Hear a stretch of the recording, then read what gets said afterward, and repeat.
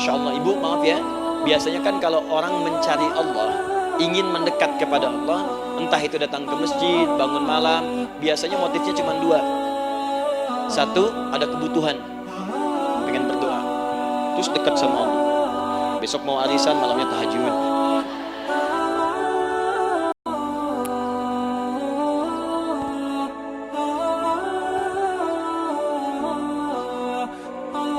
Karena sesuatu yang dikerjakan tanpa ilmu dan tidak tahu caranya, itu bisa keliru. Hidup itu menyembah Allah tidak cukup dengan iman, Bu. Mesti pakai ilmu. Iman saja sekalipun kuat tanpa ilmu, itu bisa salah. Kuat ingin mendekat kepada Allah. Ya Allah, aku ingin ibadah, kuat. Saya punya kawan dulu di pesantren. Tahun kedua, dia sudah berubah. Ya, tadinya orang tuanya melihat anaknya Masya Allah, tiba-tiba ada perubahan, senang ibadah, Bu. Malam-malam dia bangun, ini kisah nyata, saya alami sendiri. Masya Allah, saya senang sekali. Kita saling doakan, dia bangun malam tahajud, bangun jam 2, Anda bayangkan. Yang sebelumnya menjelang subuh atau apa, ini malam Jumat lagi, malam libur. Malam libur biasanya santri itu kebanyakan ada yang keluar, ada yang main, ada yang macam-macam. Ini dia malam tahajud, jam 2 bangun. Saya bahagia sekali. Udah bangun, sholat, selesai. Cuman pas waktu mau subuh, kok saya lihat tidur. Saya bangunkan kan, Fulan bangun. Oh iya, katanya, iya. Oh mungkin nanti mau nyusul. Saya pikir istirahat dulu. Saya ke masjid lah. Udah ke masjid, dah selesai. Kita diskusi di masjid, selesai. Semua pulang, saya jam 7. Saya lihat masih tidur juga. Barangkali dia sudah tadi sholat mungkin di kamar, nggak sempat ke masjid karena capek. Tapi saya lihat kok posisinya nggak berubah. Di situ juga. Akhirnya setengah jam saya tunggu, saya bangunkan. Bangun. Kenapa nih, katanya? Saya kira antum belum sholat subuh ya? Adi gimana sih? Kan udah saya jama dengan tahajud tadi. Udah saya jama dengan tahajud. Jadi memang kekuatan imannya lagi tinggi, cuman ilmunya kosong. Ini yang bahaya. Besok-besok kalau orang kayak gini sholat subuh bisa 4 rakaat. Karena itu berdoa penting, cuma kita mesti tahu caranya. Yuk kita mulai bagian pertama. Quran surah kedua ayat 186, paling kiri sebelah bawah. Sudah? Wa idza sa'alaka 'ibadi 'anni fa inni qarib. Fokus. Kata Allah, kalau hamba-hambaku Muhammad SAW bertanya kepadamu, minta petunjuk untuk mencari-cari aku. Tuh Bu, coba lihat. Ayat doa dibuka lagi dengan kalimat hamba. Untuk menegaskan status kita. Jadi kalau ditanya, kita siapa di hadapan Allah? Makanya gak usah sombong. Jangan sombong, karena kita cuma hamba. Karena itu ketika Korun sombong, Korun tuh manusia terkaya yang pernah hidup di bumi. Hartanya, Bu, ini saya kasih bocoran sedikit, kunci berangkasnya saja kemana-mana itu suka dibawa, dipikul paling sedikitnya 8 bodyguard, cuman bawa kunci berangkas saja begini. Di Korun pengen ngasih tahu, kalau ada yang pengen nyuri di tempat saya silahkan aja, ini aja bodyguard saya ngangkat kuncinya susah. Korun.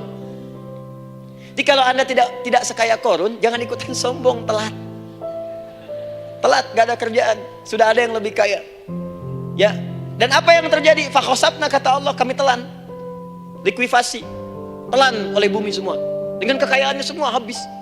Jadi ketika ada seseorang yang lupa dengan statusnya sebagai hamba, maka Allah akan memberikan pelajaran kepadanya untuk taubat. Kalau nggak mau taubat juga, telan habis, untuk menunjukkan kamu tuh bukan Tuhan, saya Tuhannya. Maka jangan ikutan sombong. Kalau ada yang perlu punya Ferrari, Lamborghini, Lamborghini, ya, wow, bikin rame di jalan, cuman gak update status, kasih tahu, maaf mas, telat. Itu gambaran hidup. Dan ingat, setiap dibuka dengan kalimat permohonan, itu kalimatnya hamba. Hambaku, hambaku, hambaku. Termasuk mau minta taubat, hamba. Quran surah 39 ayat 53. Qul ya ibadiyalladzina asrafu ala anfusihim la taqnatu min rahmatillah. Katakan Muhammad pada hambaku yang merasa banyak dosa, pengen berdoa minta taubat. Kata Allah, hamba, saya terima taubatnya, hamba. Ini ya. Ini pun adab yang pertama dari Al-Quran. Adab yang pertama, kalau kita ingin berdoa dan doa itu cepat ingin dikabulkan, maka berdoalah dengan cara menghamba di hadapan Allah Subhanahu wa taala. Jangan merasa tinggi.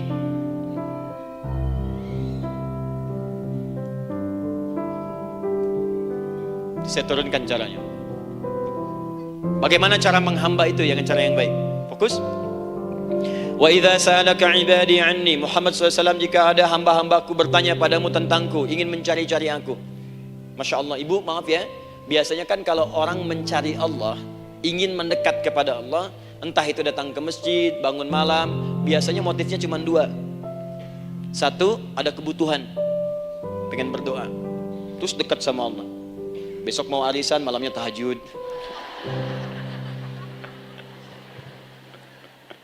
Anak mau ujian, baru puasa, kan? Suami ada proyek, nah, baru baca Quran, kan? Terus itu biasa itu, biasa. Jadi fitrah bu. Tumben jeng tahajud, fitrah. Itu biasa itu. Ya. Yang kedua, taubat dari maksiat. Taubat. Seorang taubat ke masjid, bangun malam, doa, itu biasa. Jadi kalau ada seperti itu tandanya kita hamba normal manusia. Fa inni qarib, kata Allah, katakan Muhammad SAW, katakan kepadanya, janganlah mencari aku dekat. Dekat, jangan mencari aku dekat. Jadi bu, ketika kita butuh Allah, langsung jawab oleh Allah. Kamu mau apa? Aku dekat. Itu secara psikologi memberikan ketenangan yang paling dalam. Saya belum datang di sini sampai jam 8. Ibu tanya panitia, ustadznya mana sih? Bukti ustadznya mana? Jawaban pertama misalnya, ini belum jelas di ustadznya, gak ada kabar. Yang kedua mengatakan, tenang saja, ustadz sudah dekat. Maka yang kedua itu lebih menenangkan kepada kita. Ketika ibu mencari, ya Allah, saya sedang ada masalah, langsung dijawab oleh Allah, tenang, aku dekat denganmu, mau minta apa? Itu bu, jadi kalau ibu sedang punya persoalan, psikologi Al-Quran mengatakan, langsung rasakan Allah tuh bersama kita, dekat, menunggu kita mau minta apa. Ibu punya masalah dengan suami, ingin mengadu. Lu kata Allah, saya dekat, kamu kenapa? Ada masalah apa? Ayo minta, ayo cerita. Mohon. Ibu punya masalah dengan anak, ibu punya masalah dengan tetangga, di pekerjaan, kehidupan sosial. Kata Allah, saya dekat. Nah perasaan itu hadirkan dalam jiwa kita. Ini sekarang jarang didapatkan. Jadi kalau ada masalah itu, hal pertama yang dilakukan itu belum ingat Allah itu masalahnya. Di kebanyakan manusia itu kalau punya masalah selalu ingin yang pertama itu solusinya, bukan Allahnya. Kan pemilik solusinya Allah. Jadi kalau kita ingat pada yang memiliki, maka apapun yang kita minta akan diberikan. Bahkan ada orang yang saking ingatnya dengan Allah, sebelum minta sudah dikabulkan. Itu yang dahsyat. Nah, sekarang setelah kita paham tentang kedekatan ini, kemudian kita praktekkan. Jadi bu ya, maaf ya, ketika ibu punya masalah apapun, yang pertama diingat Allah. Allah, Engkau telah berjanji, Engkau pasti akan tepati. Ya Allah, sekarang aku ada persoalan. Nah, sekarang teruskan ayatnya. Ujibu da'watad da'i idza da'an. Ujib.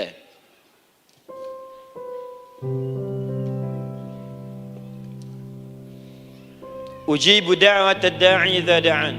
Aku pasti akan menjawab, mengabulkan setiap doa hambaku jika dia bermohon kepadaku.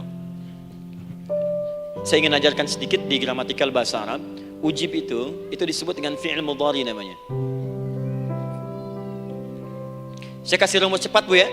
Insya Allah kalau ibu fokus dengan rumus ini, ibu nanti bisa memahami Al-Quran dengan baik. Saya kasih satu kalimat, hafalkan baik-baik. Ini gampang kok. Anita. Ya, Anita. Sudah? Anita. Baik. Hamzah, nun, ya, ta.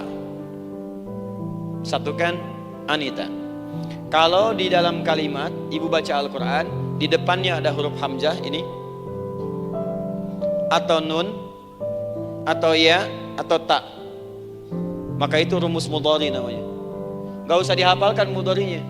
Ya, nggak usah dihafalkan sampai bikin misalnya satu ungkapan, Anita istrinya Pak Mudhari, nggak usah, nggak ada kerjaan.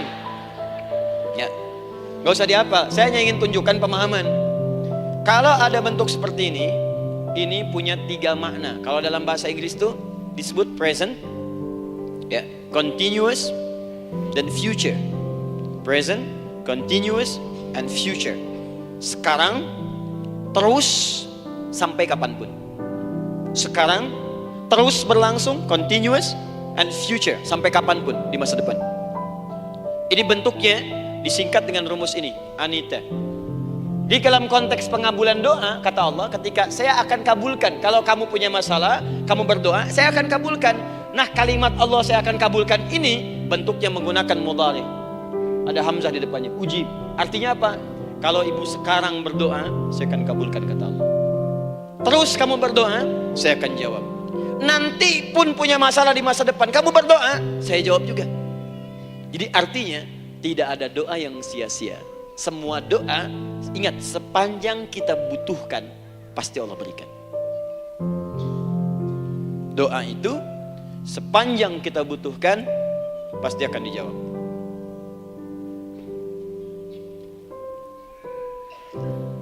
Nanti kapan dijawabnya, seperti apa jawabannya, nanti bagian ketiga.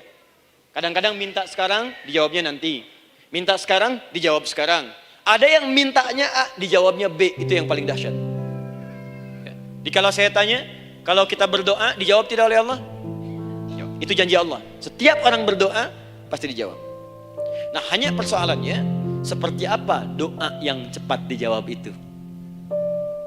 Apakah semua doa langsung dijawab seketika? Akankah mendapat jaminan langsung dijawab? Ternyata kalimat dijawab ini diikat dengan syarat ketentuan berlaku. Apa di antara syarat dan ketentuannya ini? Teruskan ayatnya. Faliyastajibuli. Syarat pertama. Kalau doamu ingin cepat aku jawab, faliyastajibuli. Maka engkau pun harus cepat merespon setiap seruanku. Jawab seruanku dengan cepat. Doa ingin dijawab oleh Allah, maka kata Allah, kamu pun harus menjawab setiap seruanku. Jawab seruan Allah.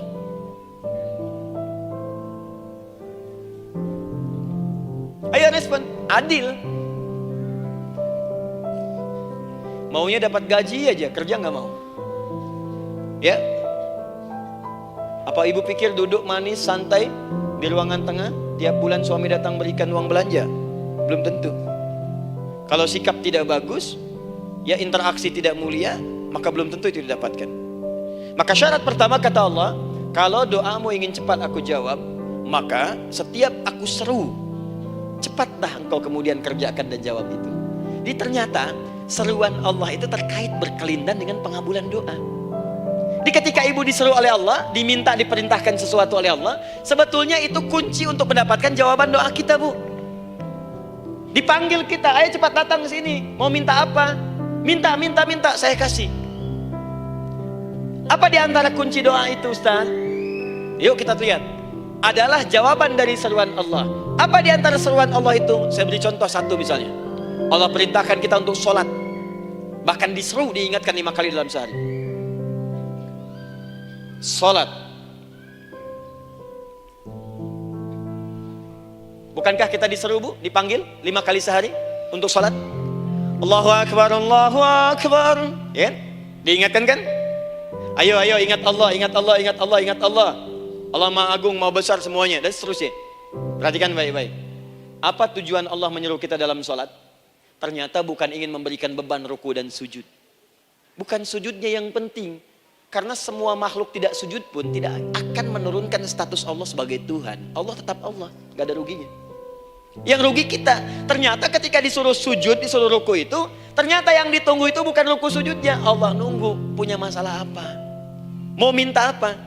Karena itu dalam ilmu fikih, ibu buka semua kitab fikih. Salat itu secara bahasa disebut dengan doa. Nama lain dari doa adalah salat. As-salatu hiya doa. Salat adalah doa. Karena itu semua bacaan dalam salat doa semua. Coba lihat. Baru takbir Allahu Akbar, doa iftitah. Al-Fatihah doa, Bu. Jangan dikira Al-Fatihah enggak ada doanya. Nih, nanti saya berikan cepat ya. Ini highlight dulu. Dalam sholat itu ada 4 keadaan. Ingat ini baik-baik. Nanti ibu manfaatkan, minimal zuhur lakukan. Ada berapa keadaan? 4. Ada 4 posisi, 4 keadaan dalam sholat yang kalau ibu berdoa benar, meminta di situ dengan benar, itu seketika akan dikabulkan. Seketika. 1, saat berdiri. 2, saat rukuk. 3, saat sujud. 4, sesaat sebelum salam. Berdiri, rukuk, sujud, sesaat sebelum salam. Baik, sebelum saya bahas lebih jauh, saya ingin sampaikan dulu. Jadi ternyata ketika kita diminta oleh Allah menunaikan sholat, itulah cara kita memohon, Bu. Itulah waktu kita meminta. Dan dahsyatnya dalam sehari itu 5 kali ditungguin, Bu. Mana ada manusia di muka bumi ini buka pintu rumahnya 5 kali sehari cuma untuk memberikan apa yang membutuhkan. Sesoleh-solehnya Ustadz, gak ada yang mengatakan, ayo 5 kali sehari datang aja ke rumah saya. Kalau butuh apa-apa ambil. Butuh kulkas, ambil kulkasnya. Butuh TV, ambil. Gak ada begitu. Allah itu maha baiknya, 5 kali sehari dipanggil. Dari subuh sampai zuhur. Kita bangun tidur aja, punya masalah nggak? Ayo minta, disuruh sholat 2 rakaat. Dan sholatnya nggak usah banyak-banyak, 2 rakaat aja dulu supaya nggak ada beban. Itu pun kadang-kadang masih lupa berapa rakaat kita sholat. Ya. Ayo sujud, disuruh minta, punya masalah nggak? Terus dari subuh sampai ke siang dipanggil lagi, punya masalah lagi nggak? Disuruh zuhur 4 rakaat. Karena waktunya cukup panjang, suruh 4. Ayo minta. Ada masalah apa? Minta sujud kita. Minta mohon. Dari zuhur ke asar ditanya lagi, ada masalah nggak? Panggil lagi. Ke maghrib sampai ke isya sebelum tidur, supaya tidurmu enak, masalah nggak ada, tenang, nikmat, nyaman istirahatnya. Ada masalah nggak? Disuruh sholat lagi. Jadi kalau orang paham sholat itu kunci kebahagiaan, dia akan senang menunaikan sholat. Makanya ketika ibu bertanya, kenapa saya sholat? Dijawab oleh muadzin, hayya 'alas shalah, ayo sholat. Kenapa sih sholat? Hayya 'alal falah, yuk bahagia, ayo tenang, yuk dapatkan apa yang kamu inginkan, falah. Jadi kalau orang paham sholat itu menyelesaikan persoalan, tentu orang akan berbondong-bondong semangat untuk menunaikan sholat. Cuman sayang segelintir orang itu menilai sholat sebagai beban. Jadi sebagai kewajiban beban saja, makanya sholatnya nggak nikmat. Karak tadi duhur, ayeuna asar deui. Ya bagaimana doanya bisa dijawab? Anda datang pada orang, tapi datangnya dengan marah-marah, datangnya dengan mencelanya. Ya bagaimana dia bisa memberikan kebutuhan Anda? Anda datang pada Allah dengan niat yang tidak ikhlas. Setelah itu kemudian menggunjingkannya, bagaimana bisa dijawab? Tuntutan tinggi, tapi datang tidak membawa prestasi, ya bagaimana bisa diberi? Catat tuh, bikin status. Paham ya?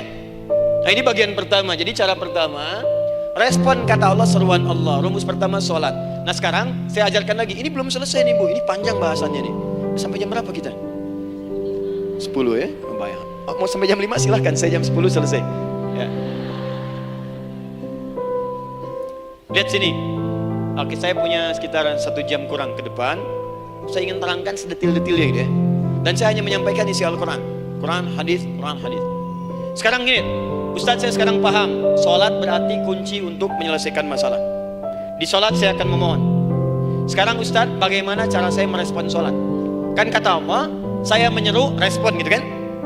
Kita dipanggil sholat nih, Allahu Akbar, dipanggil. Bagaimana cara meresponnya? Sebelum minta. Awas, ibu ingin datang mengajukan proposal, datang kepada wali kota, datang kepada gubernur, datang kepada presiden, datang kepada menteri sebelumnya. Bukankah ibu mempersiapkan diri?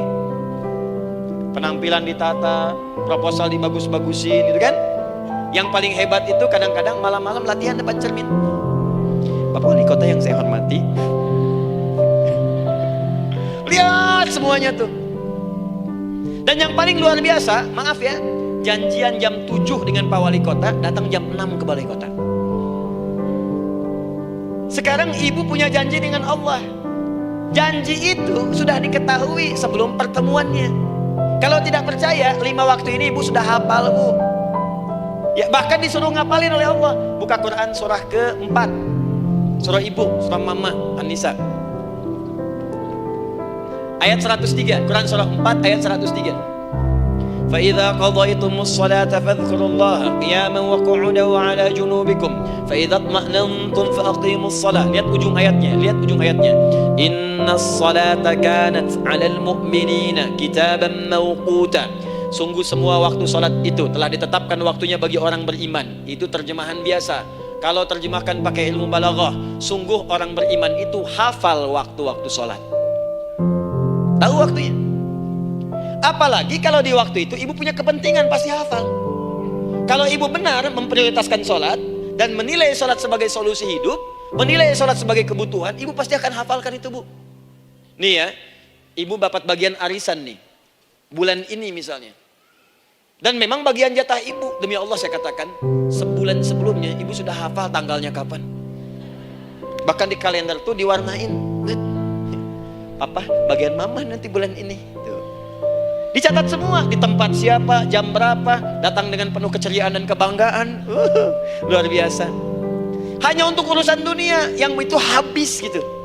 Jika dia tidak meninggalkan ibu, ibu yang meninggalkan dia duluan. Sekarang 5 kali sehari semua diberikan, bahkan lebih daripada dunia dan seisinya. Harusnya sih wajarnya dihafalkan waktunya dan ibu hafal. Ayo, subuh jam berapa sekarang? Lihat sini, bukan ke atas. Ditutup tuh. Tuh, sana tuh. Subuh jam berapa? Ayo ngelihat ke sana, 4:43. Duhur jam berapa? Asar, Maghrib, Isya. Itu kan kunci ibadah.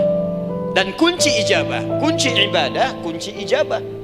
Di situ ada pengabulannya. Ini gimana mau minta, waktu permintaannya aja nggak hafal. Gimana mau bermohon, datangnya aja telat.